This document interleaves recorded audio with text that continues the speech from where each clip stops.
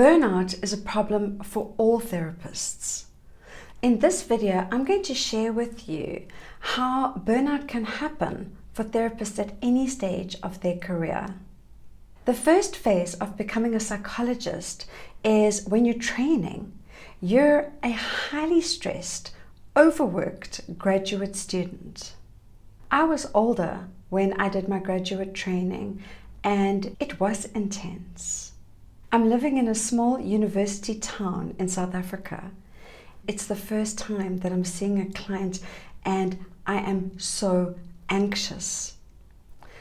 I walk up to the psychology center to collect her for the appointment, and it's about a 5-minute walk from the psychology center to my office.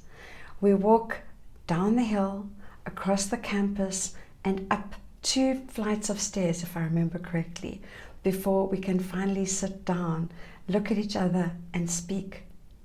And the whole way on this walk, I just want to make chit-chat. I want to put her at her ease and myself. But this is not a social relationship, and I know that this is not what therapy is about. So I just say to myself over and over, as I attempt to walk in a calm and measured way, I say, Karen, practice your silence, practice your silence, practice your silence. And I manage to remain silent, and I manage to hold myself together, but it's hard. It's extremely anxiety provoking. And at the end of the session, I ask her if she'd like to make another appointment, and I wait with trepidation. And when she says yes, I am so thankful I nearly burst into tears. But I hold it together and I walk her out. The following year, I'm an intern at a big psychiatric training hospital. And it serves not only the town where my university is, but the greater region. The grounds are sprawling and all the buildings are 1-story buildings. So you actually have to drive to get from A to B on these grounds. And it is exciting, but it's also weird and scary.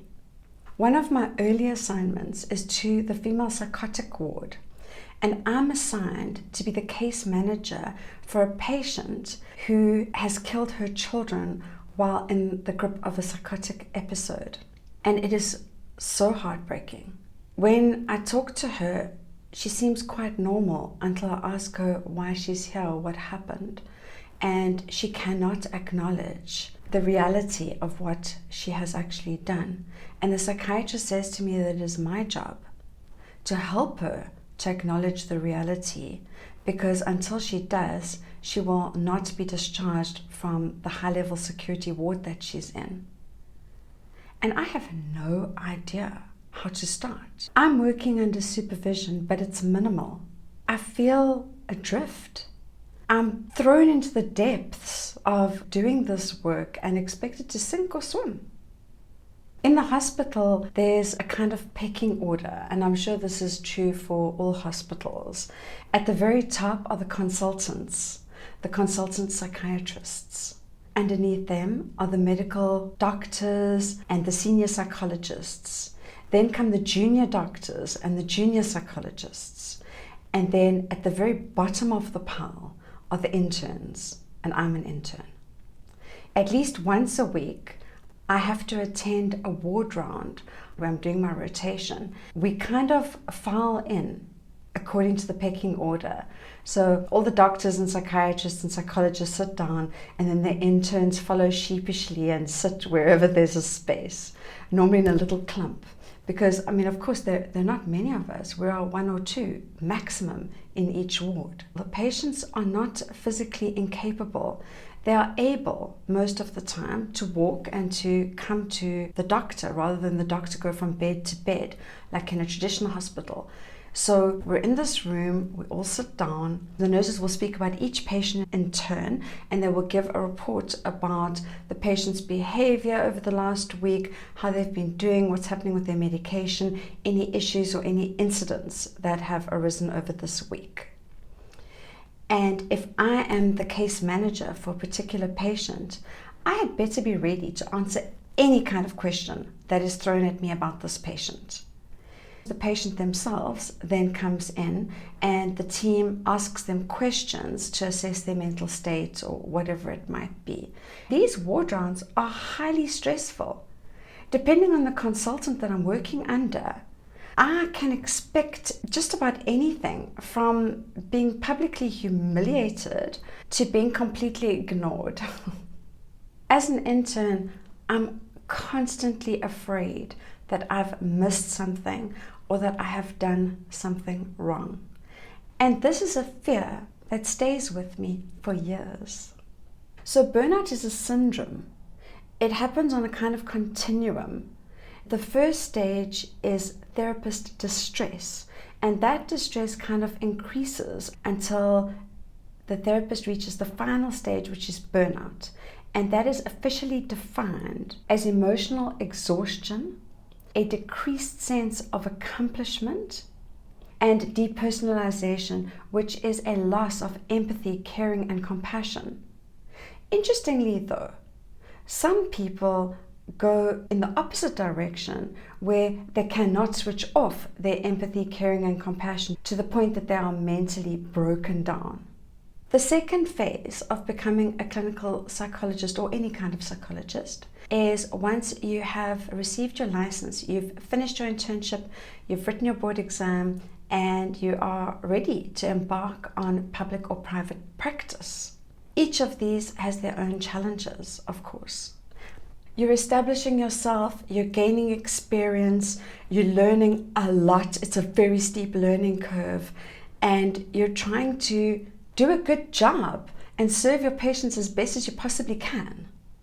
I go and work in a public service outpatient psychiatric clinic.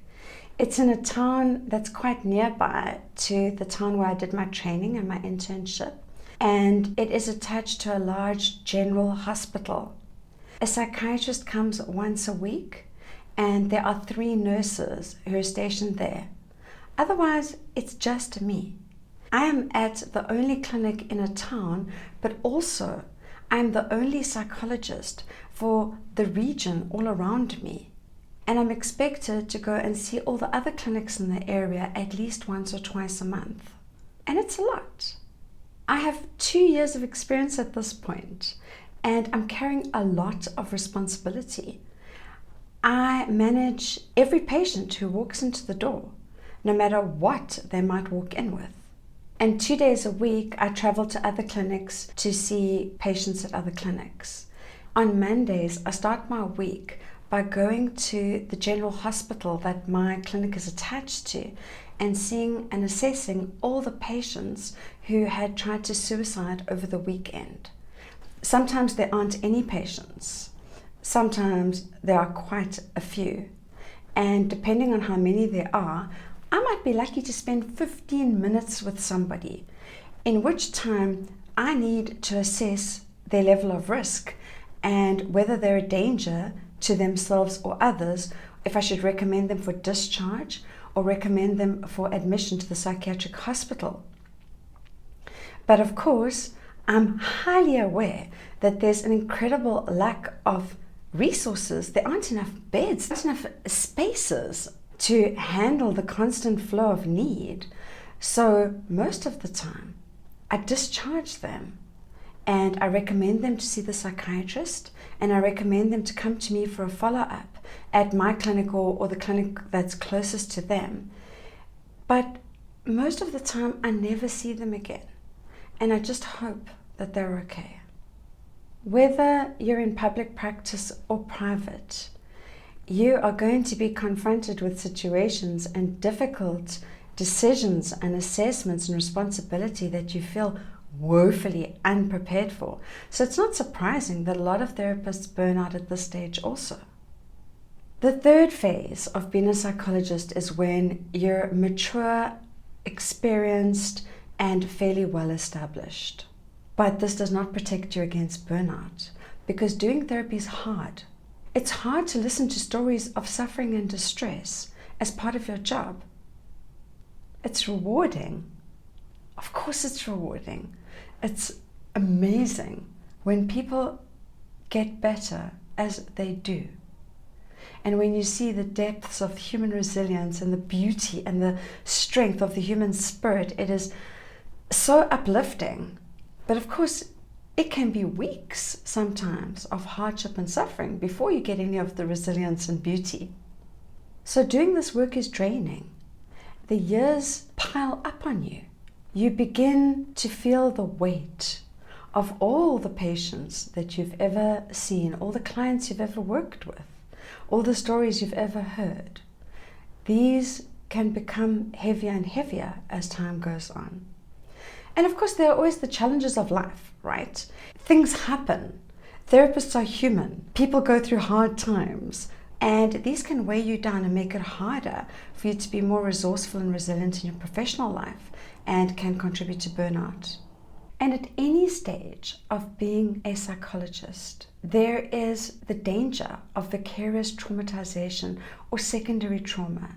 And this is the kind of trauma that happens when you deeply engage with somebody else's story, with somebody else's suffering. And as a good and empathic therapist, you step into somebody else's world and try to see it through their eyes.